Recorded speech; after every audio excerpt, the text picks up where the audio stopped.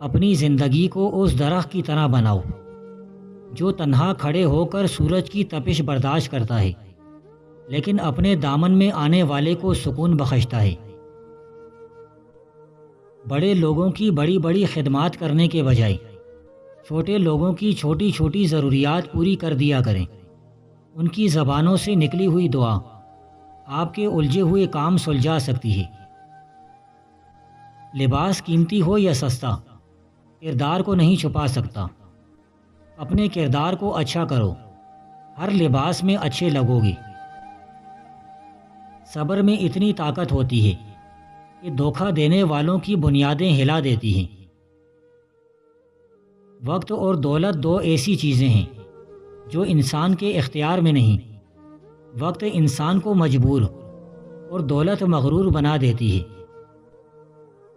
ہر لکھی ہوئی بات کو ہر پڑھنے والا نہیں سمجھ سکتا، کیونکہ لکھنے والا احساس لکھتا ہے اور پڑھنے والا صرف الفاظ پڑھتا ہے۔ لوہا کبھی خراب نہیں ہوتا، وہ ہمیشہ اپنے ہی رنگ سے برباد ہوتا ہے۔ اسی طرح انسان کو کوئی برباد نہیں کر سکتا، اس کی سوچ اور دوسروں سے امیدیں ہی اسے برباد کرتی ہیں۔ گزری ہوئی زندگی کو کبھی یاد نہ کر، تقدیر میں جو نہیں لکھا اس کی فریاد نہ کر۔ جو ہوگا وہ ہو کر ہی رہے گا، تو کل کی فکر میں آج کی ہنسی برباد نہ کر۔ ہر چیز اپنے وقت پر ہی اچھی لگتی ہے۔ نیکی کمانے کا وقت جوانی ہے۔ افسوسناک بات ہے کہ ہم نیکی اس وقت کرتے ہیں جب برائی کے قابل نہیں رہتے۔ منزلیں انہی کو ملتی ہیں جن کے سینے میں جان ہوتی ہے۔ پروں سے کچھ نہیں ہوتا، حوصلوں سے اڑان ہوتی ہے۔ جب آپ کسی کے راستے میں روشنی کرتے ہیں تو آپ کا اپنا راستہ بھی روشن ہو جاتا ہے۔ اچھی چیزوں میں خود کو مصروف نہیں کرو گے تو بری چیزوں میں خود ہی مصروف ہو جاؤ گے۔ ماں باپ سیڑھی نہیں ہوتے جن پر چڑھ کر ہم بلند ہو جائیں اور پھر انہیں فراموش کر دیں۔ ماں باپ بچوں کی ڈال ہوتے ہیں، ایک ایسا درخت جو بوڑھا ہو کر پھل نہ بھی دے لیکن سایہ ضرور دیتا ہے۔ کاش یہ بات اولاد کو وقت پر سمجھ آ جائے۔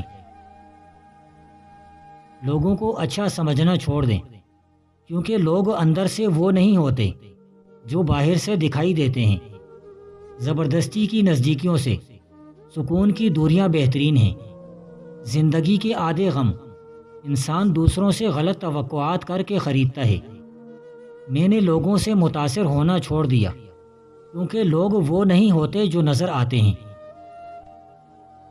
رسول اکرم صلی اللہ علیہ وسلم نے فرمایا، اللہ تعالیٰ فرماتے ہیں میرے ذکر کے لیے وقت نکالو، میں تمہارے کاموں میں برکت عطا کروں گا، ورنہ دنیاوی کاموں کی کثرت تم پر اس قدر مسلط کر دوں گا کہ تمہیں فرصت ہی نہ ہوگی اور سکون سے محروم رہو گے۔ رسول اللہ صلی اللہ علیہ وسلم نے فرمایا، ہر دن صبح دو فرشتے اترتے ہیں، ان میں سے ایک دعا کرتے ہوئے کہتا ہے، اے اللہ خرچ کرنے والے کو بہتر بدلہ عطا فرما، اور دوسرا التجا کرتا ہے، اے اللہ جو خرچ نہ کرے اس کا مال تلف فرما دے۔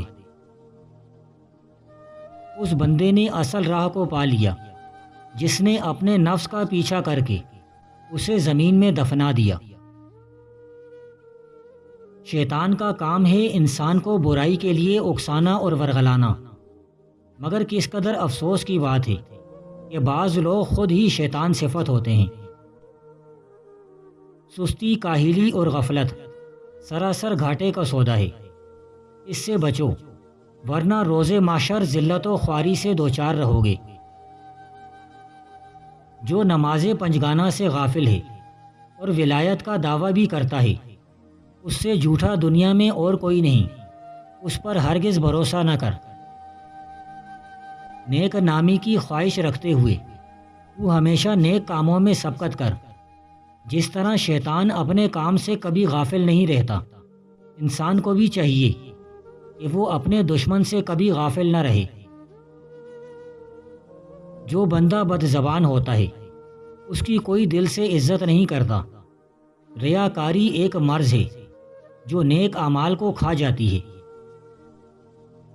جو حق بات کہنے میں تامل کر کے چپ رہے وہ گونگا شیطان ہے۔ دولت مندوں کی تواضع درویشوں کے ساتھ دیانت ہے، اور دولت مندوں کے ساتھ درویشوں کی تواضع خیانت ہے۔ جو شخص اپنے اور اللہ کے درمیان صدق اختیار کرتا ہے وہ مخلوق سے فارغ ہو جاتا ہے۔ فرشتے طالب علم کے لیے اپنے پر بچھاتے ہیں۔ اگر کوئی طالب علم ہو تو اس کے ساتھ البتہ بڑھ کر سلوک کریں گے۔ حب علم فرض ہے تو طلب عین فرض۔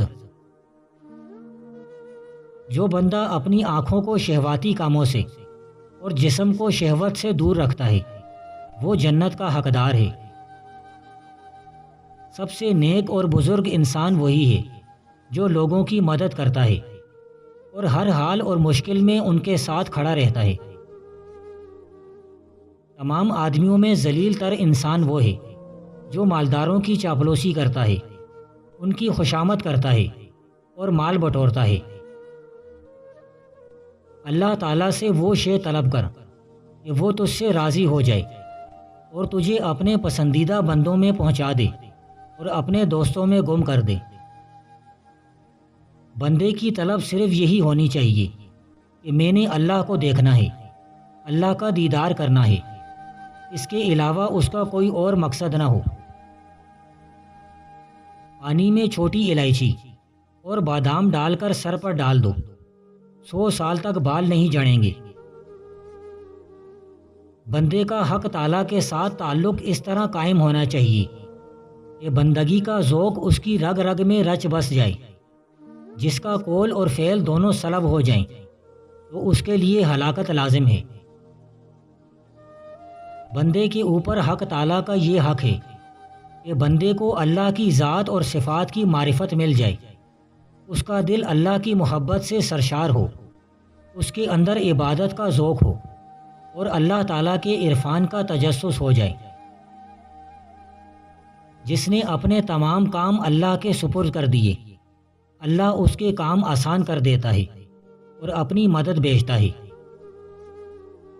بوڑھا آدمی چراغ سحر ہے اور نوجوان آدمی چراغ شام ہے۔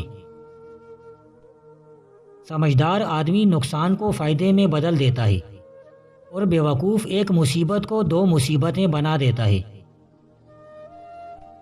صوفی وہ شخص ہے جو اپنے حال کو ہمیشہ چھپائے اور تمام کائنات اس کی ولایت کی ناطق ہو۔ تصوف کی حقیقت دل کو مخلوق کے رجوع سے صاف کرنا اور علیحدگی اختیار کرنا ہے۔ وہ عمل جس کے ذریعے بندہ انتہائی مدارج تک پہنچتا ہے وہ اپنے قصور اور عز و ضعف کا مشاہدہ کرنا ہے۔ کثرت کلام حسنات کو اس طرح چوس لیتی ہے جیسے زمین پانی کو جذب کر لیتی ہے۔ تہجد کے وقت آنکھ کھل جائے تو سمجھ جاؤ کہ آسمان سے آواز آئی ہے۔ خدا کا دین 3 چیزوں میں مبنی ہے: حق، عدل اور صدق۔ حق اعضاء پر ہے، عدل دل پر اور صدق عقل پر۔ سوتے وقت چرپائی کے نیچے نیم کے تازہ پتے رکھ دیا کرو، کبھی بوڑھے نہیں ہوگے۔ جو مرید ہو 3 باتوں پر عمل کرتا ہے: اول نیند کا غلبہ ہو تو سوتا ہے، دوم بھوک فاقے تک پہنچے تو کھاتا ہے، سوم گفتگو صرف ضرورت کے وقت کرتا ہے۔ قناعت یہ ہے کہ جو چیز تمہارے ہاتھ میں نہ ہو اس کے لیے پریشان نہ ہو، اللہ پر سب کو چھوڑ دے۔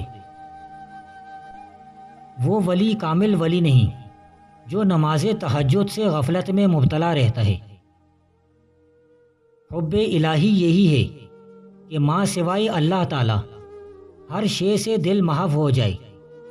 صحبت اس بندے کی اکثیر کا کام کرتی ہے جس کا دنیا کی محبت سے دل خالی ہو اور اللہ تعالیٰ کی محبت میں غرق ہو۔ جس شخص کی عزت لوگوں میں زیادہ ہو اسے اپنے نفس کو حقارت سے دیکھنا چاہیے۔ جو انسان خواہشات نفسانی کی فرما برداری کرے وہ قید خانے میں رہتا ہے۔ دل ارادے کے لیے، دماغ تدبیر کے لیے اور ہاتھ عمل کے لیے ہیں۔ دل مرکز اعمال ہے، بگڑا ہوا دل نیکی نہیں کر سکتا۔ دعا صرف اس کے لیے ہے جو آخرت میں بخشش کا طلبگار بنے۔ سب سے بہترین شخص وہ ہے جو اپنی اچھائیاں اور نیکیاں دوسروں میں دیکھے اور دوسروں کو دینے کا موقع دے۔ انسان کو چاہیے کہ اللہ کی صحبت اختیار کرے، اور اگر یہ نہ کر سکے تو کسی ایسے بندے کی صحبت اختیار کرے جو اللہ والا ہو، اس سے اس کی آخرت سنور جائے گی۔ اپنی اور اولاد کی کامیابی چاہتے ہو تو روزانہ یہ تسبیح استغفر اللہ الذی لا الہ الا هو الحی القیوم واتوب الیہ بعد نماز مغرب 100 مرتبہ پڑھ لیا کرو۔